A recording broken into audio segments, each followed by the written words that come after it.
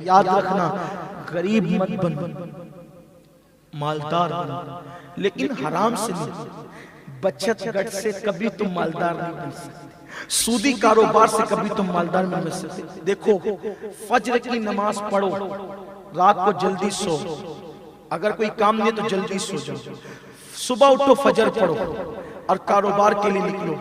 देखो अल्लाह कितनी बरकत दे।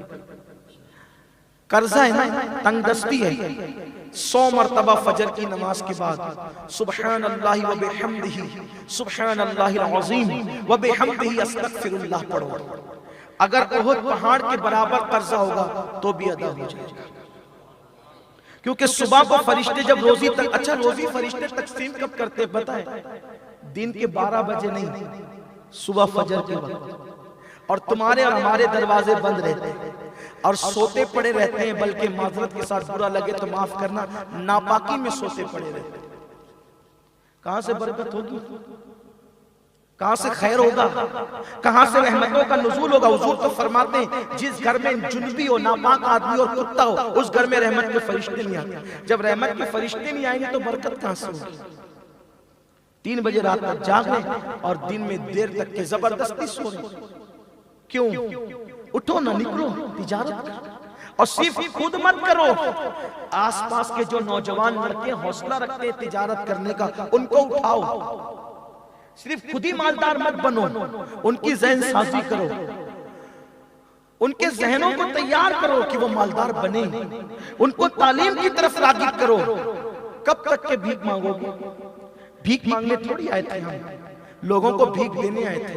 मुझे कोई एक हदीस ऐसी आप बता दे, छोटा सा तालिब इल्म हदीस का, बहुत पढ़ा लिखा नहीं, किसी हदीस में ये लिखा हो कि ज़कात मांगो, किसी हदीस में ज़कात मांगने का तस्करा आया हो तो आप मुझे बता दो, या किसी आयत में ज़कात मांगने का हुक्म दिया गया तो आप बता दो। हर जगह ज़कात देने का तस्करा है, मांगने का तस्करा कहीं नहीं है।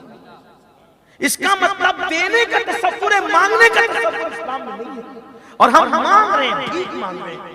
हमारी बेटियां सिग्नलों पे बुर्का पहन के भीख मांग रही है, बल्कि अब तो हालात ये गुर्बत की वजह से कौम की बेटियां, मुसलमानों की बेटियां पूरी दुनिया में लौजों में बिक रही हैं।